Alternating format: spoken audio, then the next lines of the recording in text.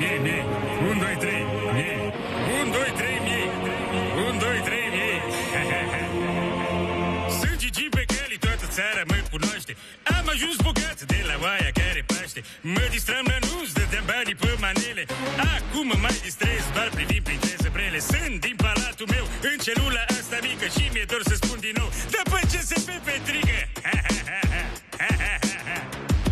Giovagari.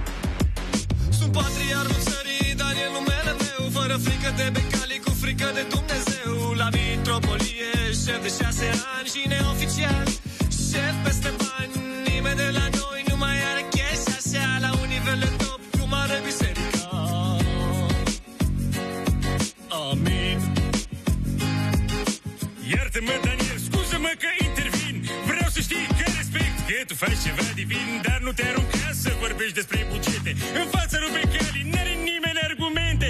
Tu n-ai cum să fii, din păcate, niciodată mai înstărit ca mine după schimbul din armată. Am maiba și palat și hectare în Pipera, avicola, valize și înghice atmosferă. Adună-ți toată averea, ajuns să vezi că o să dai greș. Nu ai tu, Daniele, cât iau eu pe chiricheș.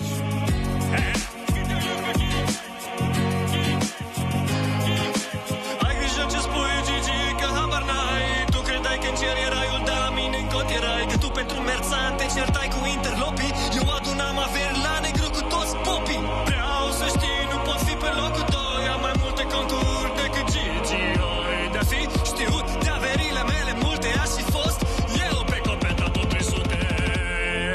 Amin.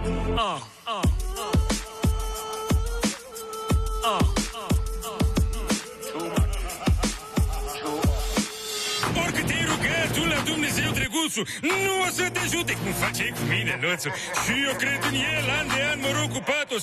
Merg evlavios, chiar la muntele lui Atos. Am cărat acolo mai toată averea mea.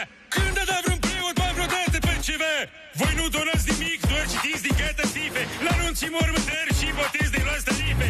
Lasă că o să vină și la tine sână naful. Și dacă o fi așa, Daniel să alege praful. 1, 2, 3, probă, mie. 1, 2, 3, mie. Mai vedem, Gigi, Dumnezeu e mare. De câte îmi dau seama, tu stai la răcoare. Dacă vine ANAF-ul, noi scăpăm fără probleme. Avem un repertoriu de mătănii și blesteme. Nu fac probleme de gada financiară. Mai bine fă tu griji dacă o să mai ieși afară. Și dacă o să ieși la buget, eu te învin. Că fac de înviere cât faci tu în Champions League.